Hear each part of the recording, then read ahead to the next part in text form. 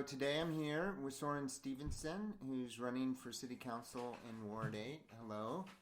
Hi, happy to be here. Great. So let's start with just maybe you could tell people who you are and why you're running, and a little bit about why Ward 8 voters should choose you. Yeah. My name is Soren Stevenson. I live in the Lyndale neighborhood. I am running first and foremost because my neighbors asked me to run. The reason that they asked me to run is because in 2020 I was at a peaceful protest after the murder of George Floyd, and a Minneapolis police officer shot me, and I lost my left eye and most of my sense of smell.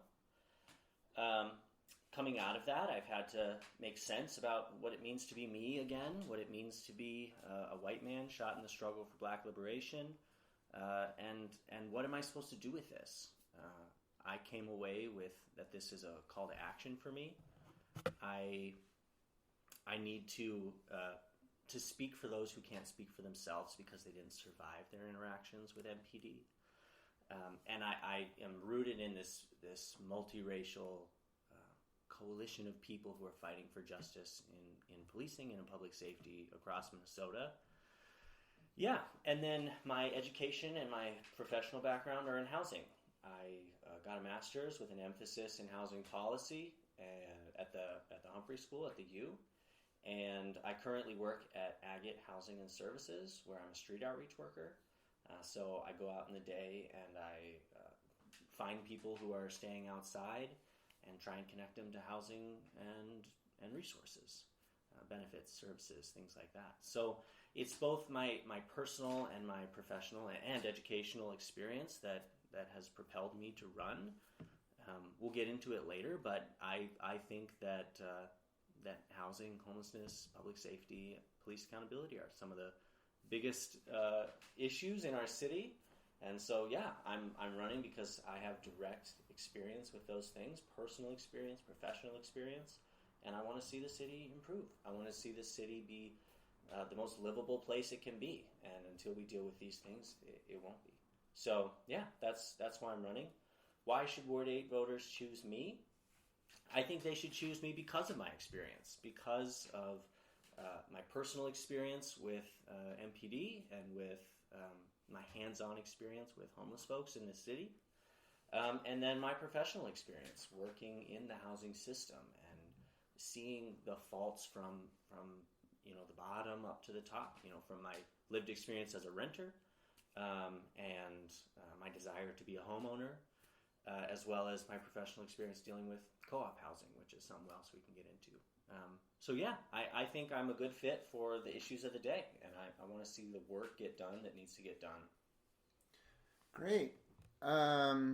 So let's talk about maybe what your neighbors, what you feel like they've told you or you believe are the top three priorities of people in Ward 8. Yeah. So the top three, it's hard to choose three, but housing and homelessness to me. I say that just for time. I know. I know you have more, but there's websites for that reason. Yeah. So if you think it wasn't enough, you can go to sorenstevenson.org. There's plenty more on there, and it'll continue to get updated as things go along. But the first one, and the main one to me, is housing affordability and homelessness. The status quo of housing and homelessness in our city for the last decade is not working. From the top to the bottom of the income and expense ladder, it's not working for anyone. We need more homes, and we need to be real about how dire the situation is. I'm one who would like to break housing and homelessness into two, but that's you got to keep things digestible. Other things that are extremely important is a comprehensive public safety system. My North Star is that everyone feels safe to walk their dog after dark in their neighborhood, and that people can expect to be treated with dignity and respect by people in our public safety system.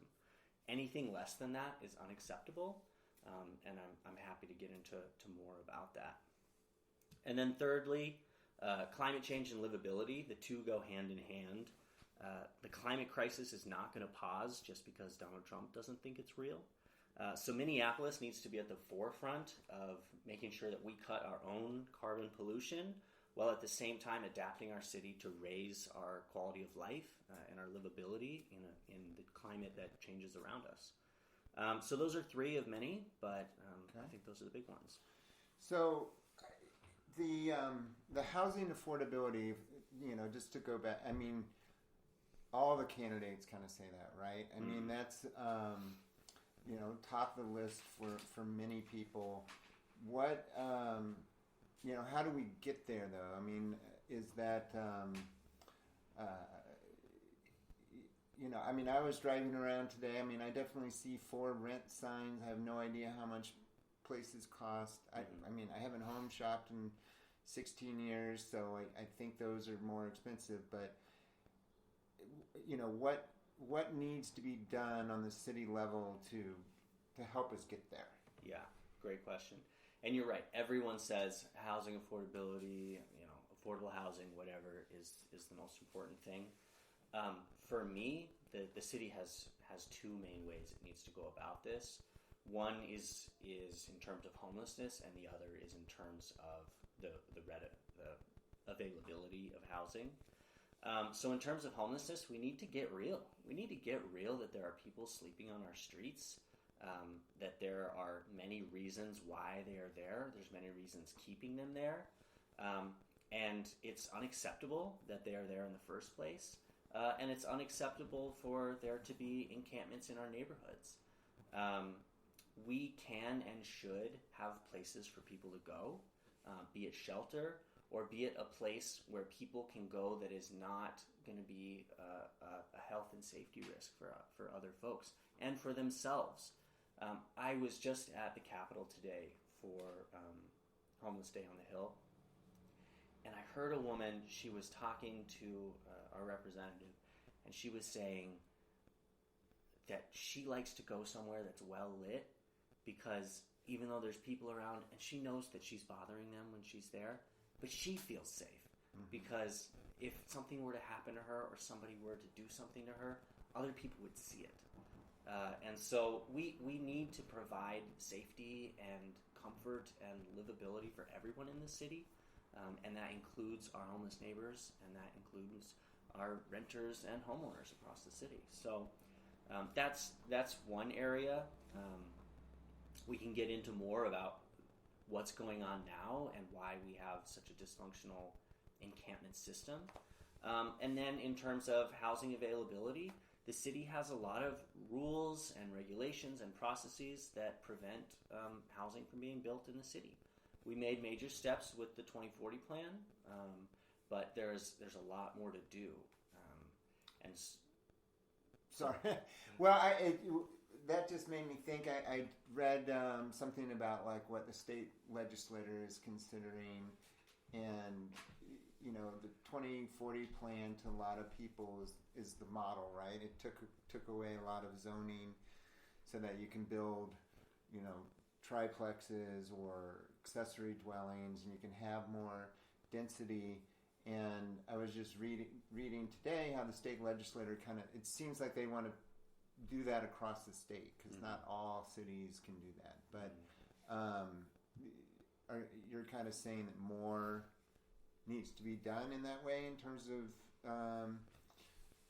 removing regulations for the city, or yeah, in some ways, yeah. There's more in that angle that needs to be done, but for example, we have plenty of people across the city who know how to build things. These are blue-collar folks, they're architects, they're immigrants. They know how to build a house or a triplex or whatever.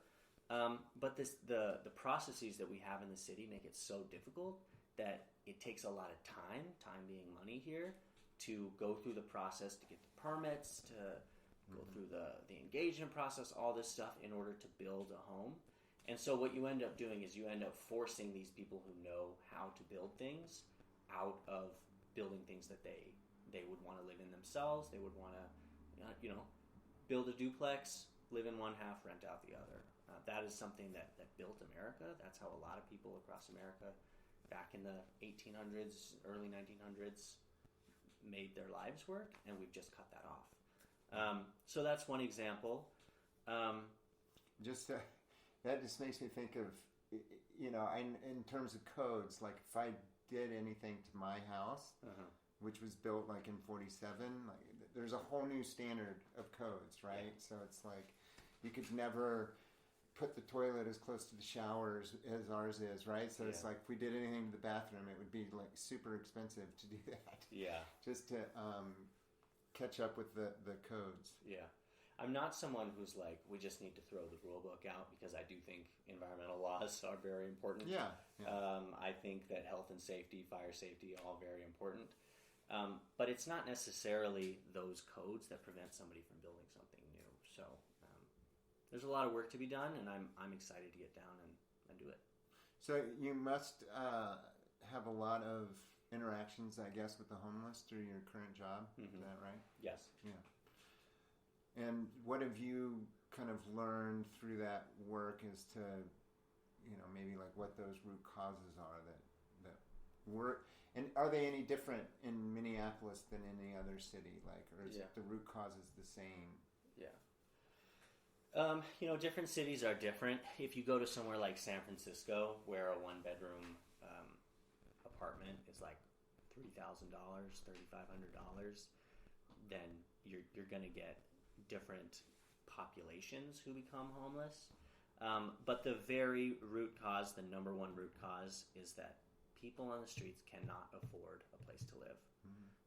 You don't see a lot of homelessness in cities that aren't doing well, where there's a lot of where rents are going down, where there's a lot of abandoned buildings. People aren't homeless there because they can afford to live. They can afford to live there.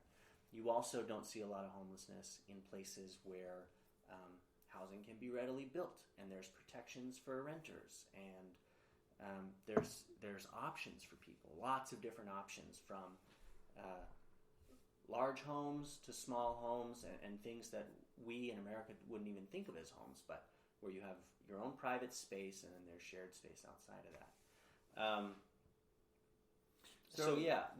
Sorry, just to answer the question a little more fully. Affordability is the number one, but a big part of this is that there's a lot of trauma in our communities. And so trauma is such a sickness across America. We do not have the types of services and healing services and protections for kids who grow up in really traumatic homes. And so whether it ends up being mental illness, drug or alcohol abuse, whatever, or just an inability to know how to live independently. We don't have the type of services that set young people up in a good way, and so as a result, we get some people who are pretty lost, and they end up outside. So kind of a mix of affordable housing and some more of a social safety net, I think, and it sounds like, youth programs. I don't know how we get there with funding them all, but definitely seem very necessary. Your second point was about building out a community safety system.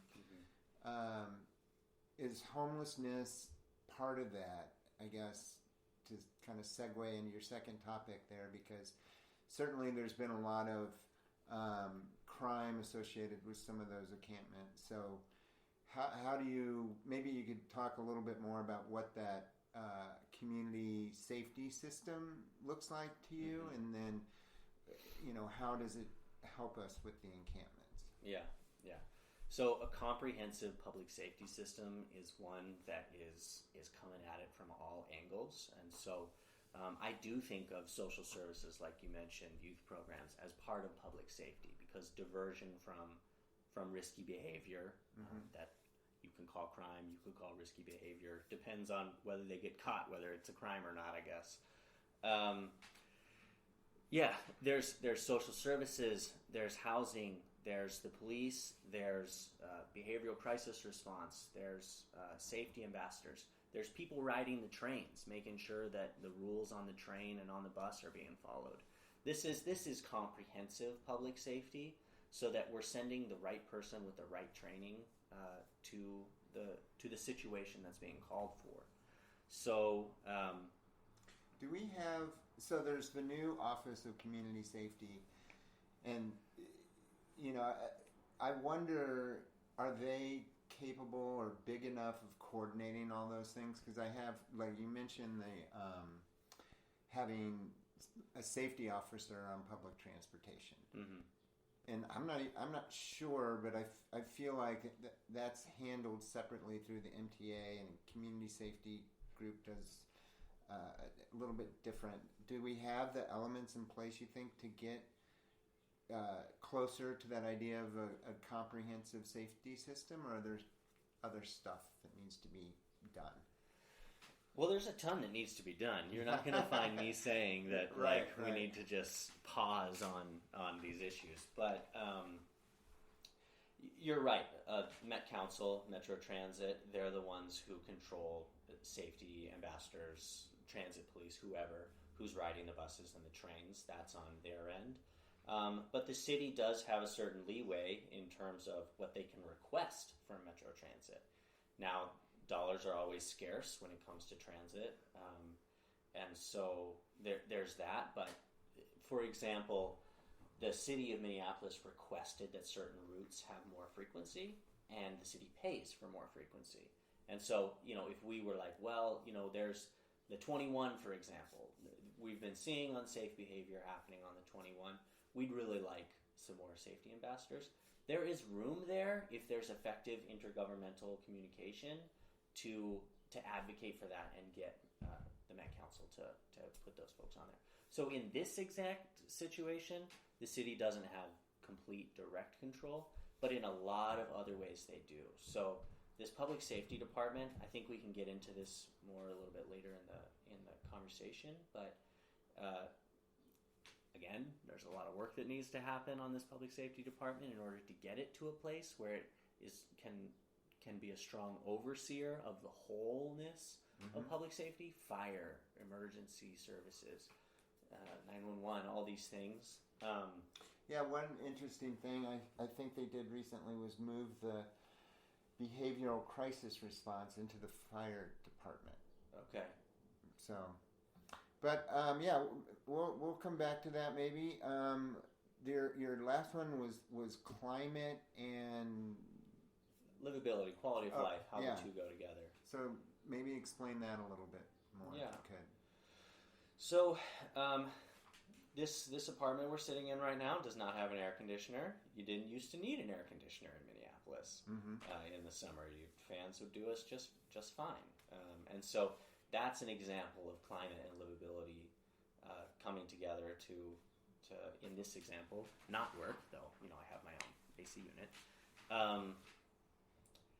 But yeah, climate change is an impending threat on us. We know it. We are well aware Minneapolis is not confused about the climate crisis, and we know that we're a part of the problem.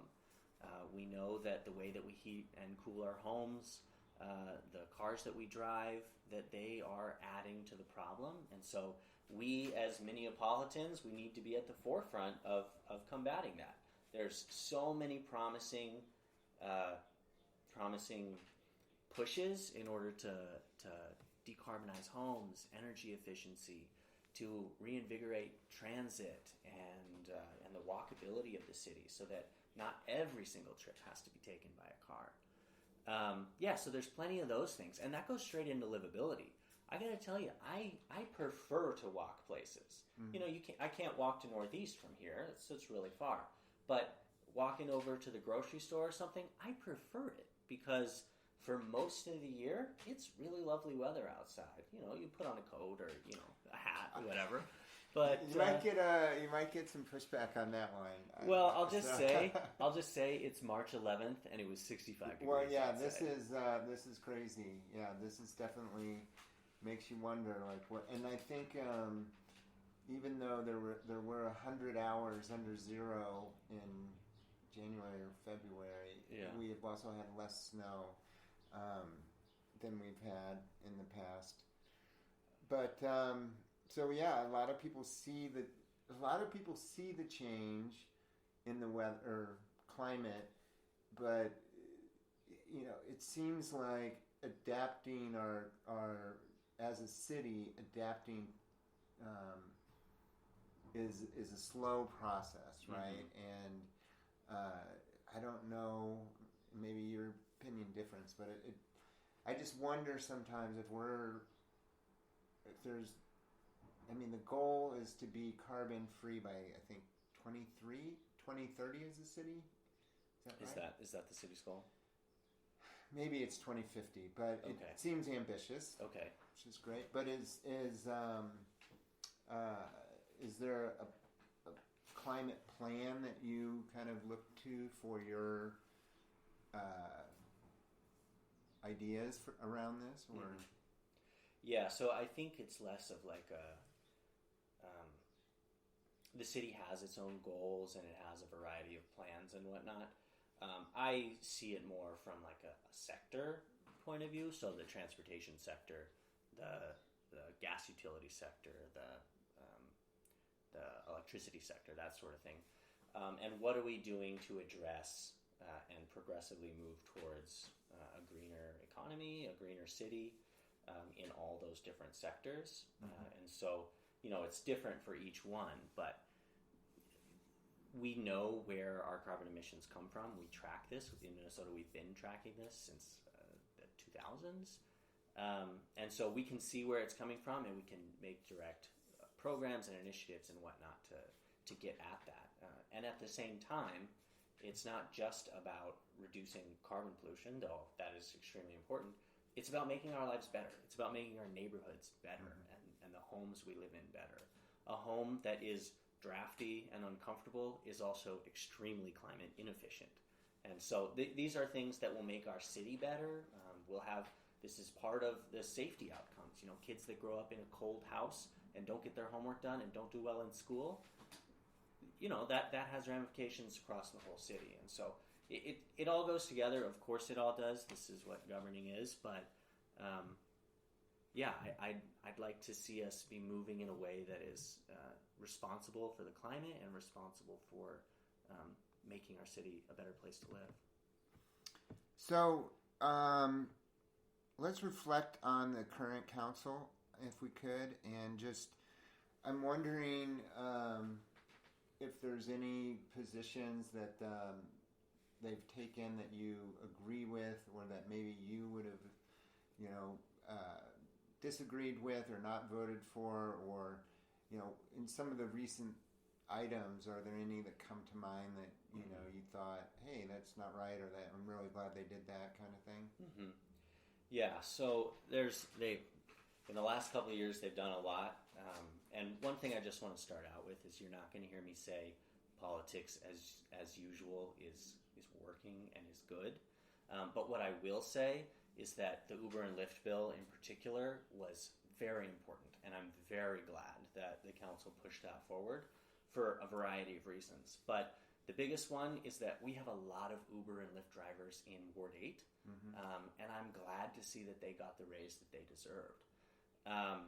We talk about the benefits, and you actually, Terry, last time you ran, you talked really eloquently about poverty and what it does to our society and what it does for our safety and to our families and to everything.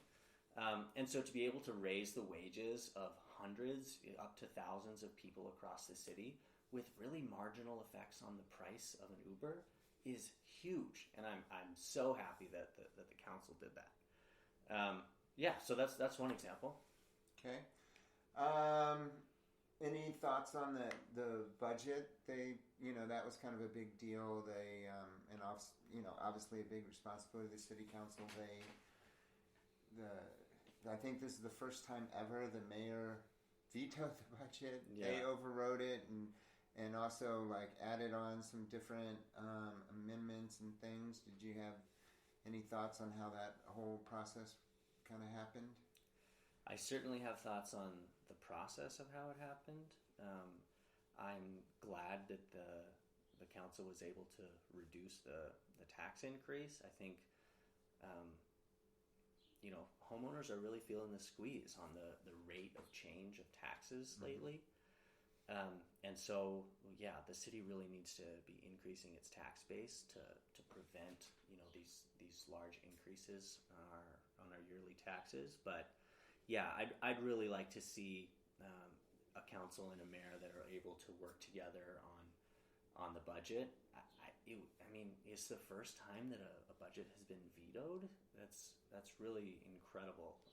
I think it really says something about the state of politics. But am I answering your question? Yeah, absolutely. Another big one was the Labor Standards Board. I know that was a big thing between them and the mayor that ended up not passing. It passed, got vetoed, and then the veto failed for the override. And I think one of the reasons it failed maybe was that Andrea did not vote for the override, if I have that right. But do you have any position on that Labor Standards Board? I don't know if that's going to be coming back up again or not.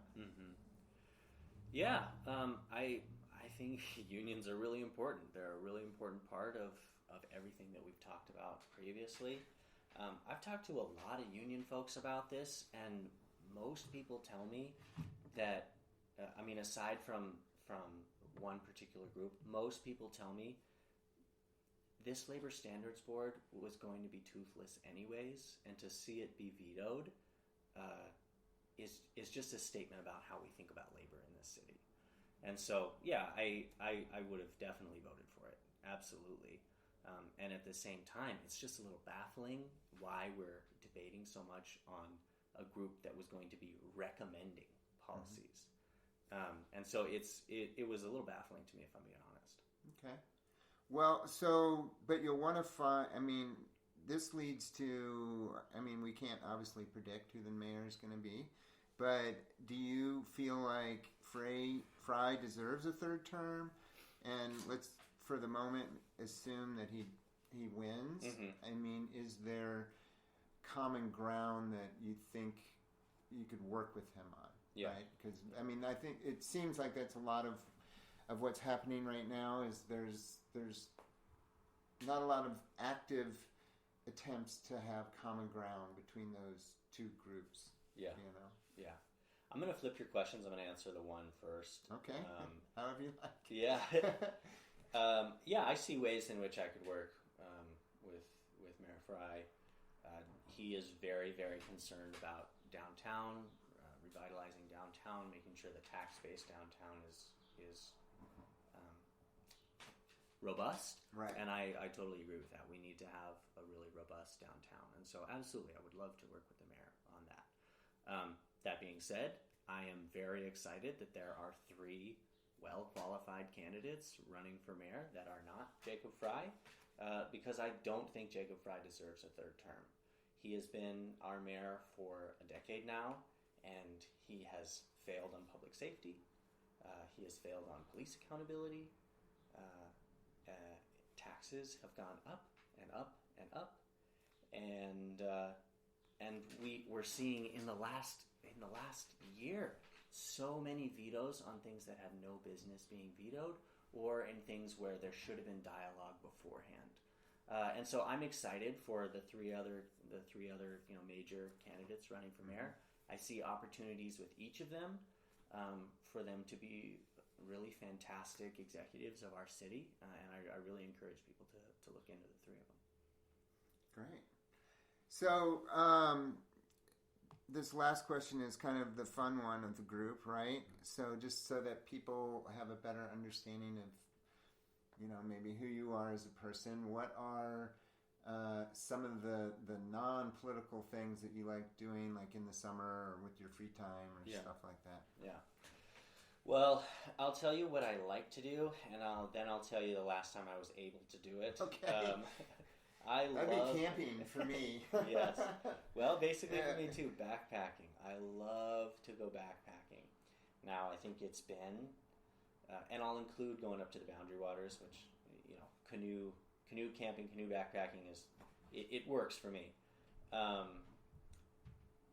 think it's been a couple years since I've been able to do that. But if when I think about what I want to do in the summer, I want to get outside. I want to get in the forest or on the lake or something and just really have my phone off.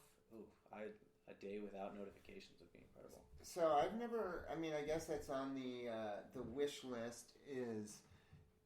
But going up to the Boundary Waters, but the idea of doing the whole portage thing does not appeal to me. But is that something you've actually done, where you go to different lakes and haul the canoe and all that? I cannot recommend enough the outfitters. Been up to Ely a few times, and they have multiple outfitters up there. But if you go through them, obviously they're going to charge for the service, but they'll plan out a route for you, and you can tell them what's most important to you. Secluded, is that most important? Less portages, is that most important? So when I've gone, I've said less portages and secluded are the most important things to me. And so I think the last time I went, in total, I had to carry the canoe 500 yards over, a few different portages. So, I recommend it. Okay. I really recommend it. And so your safety test was walking your dog, who's laying right here next to us. So I take it you get out quite a bit with the dog. Have you ever had any issues walking around at all? Describe what an issue is. I've seen a lot of litter. Some things less appealing to see than others. I guess I mean something where you felt unsafe while you were out walking the dog at night. Yeah, I was implying that I had seen needles. So that I see that as an issue. But my partner, she was mugged when she was walking around in her neighborhood, and she lives a few blocks from me, just into another neighborhood. But yeah, she was mugged, and now she doesn't like to go out and walk in her neighborhood, and that's entirely unacceptable. Yeah. I think I'm not one to buy into Minneapolis is the worst place in the world. I'm a vehement opponent of that, but at the same time, people have had bad experiences in the city recently, and it's not acceptable. Right. Any topics that we didn't cover that you wanted to cover, or points you wanted to reinforce before we call it a day? There's plenty of things that I'd love to cover. If you go to the website sorenstevenson.org, you can see more of those things. Points I want to reinforce is that I'm really excited to get down to work. I'm really excited to talk to my neighbors and hear about what's important to them. Last time I ran, I heard a lot about the street trees and the health of the street trees, and that's a park board issue, but the city and the parks need to work well together. I've been endorsed by Angela Connolly and Irene Fernando, and I'm really excited to partner with the county on dealing with homelessness in the city. Mm-hmm. I could go on and on about how we can deal with homelessness in a way that is humane, that keeps our conscience intact, while also being more effective at getting people into homes, into shelters, and making the city more livable. Yeah. Well, great. Thank you.